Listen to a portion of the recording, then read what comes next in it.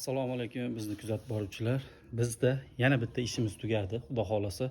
Bundan oldin ish jarayonini tashlagandim.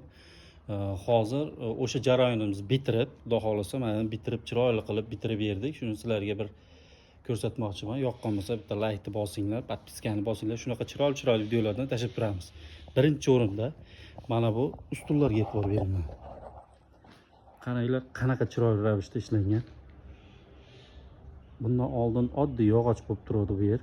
Mana bu holatda tagi o'raladi. Shuni hisobiga shu razmergacha qo'yilgan.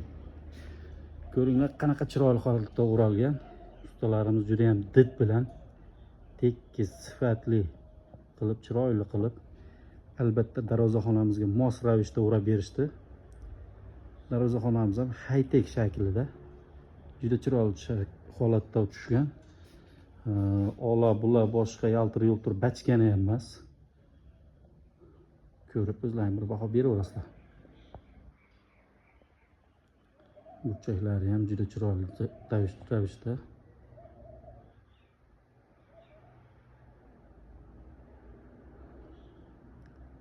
Uyimiz ham juda chiroyli holatda tushgan.